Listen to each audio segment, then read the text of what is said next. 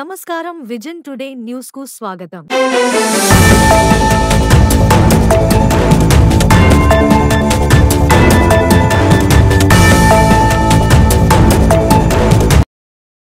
విజయనగరం జిల్లా గజపతినగరం నియోజకవర్గం గంట్యాడ మండలం నీలావతి గ్రామంలో సుపరిపాలన తొలి అడుగు కార్యక్రమంలో మంత్రి కొండపల్లి శ్రీనివాస్ పాల్గొన్నారు. ఈ సందర్భంగా ప్రజల నుంచి ఆయనకి ఘన స్వాగతం లభించింది.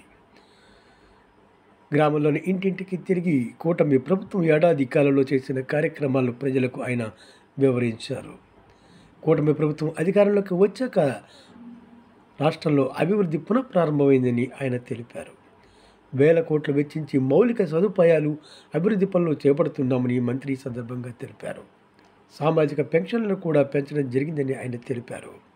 తల్లికి వందన కింద చదువుకునే పిల్లలకు ఎంతమంది ఉంటే అంతమందికి తల్లుల అకౌంట్లో 13,000 రూపాయల కూటమి ప్రభుత్వం వేస్తోందని తెలిపారు.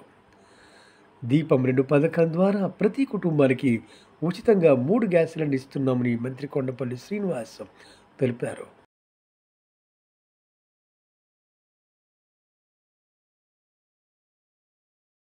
ఒక దుర్మార్గ పరిపాలనకి ప్రజలు ఓటేశారు. ఆ ఓటేయడం వల్లే చాలా నష్టపోయాం. 5 సంవత్సరాలు మనం నష్టపోయాం. ఈరోజు ఎంతోమంది యువకులు ప్రతి గ్రామంలో ఉద్యోగ అవకాశాలు లేవు.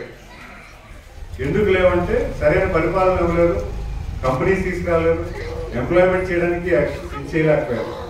ఎందుకంటే 14లో విడిపోయిన ఆంధ్రప్రదేశ్లో కంపెనీలన్నీ కూడా తెలంగాణలో విడిపోయాయి.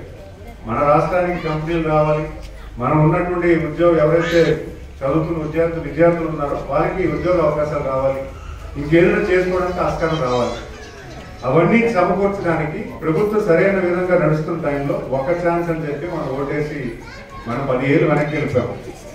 మరి ఈరోజు చంద్రబాబు నాయుడు గారు ప్రతి సంవత్సరం కూడా మనం చెప్పాలి, మన సంవత్సర కాలంలో ఏం చేశాము, ఎటువంటి అభివృద్ధి కార్యక్రమాలు మనం ప్రజలకు అందజేశాము అనే విషయాన్ని తెలియజేయమన్నారు.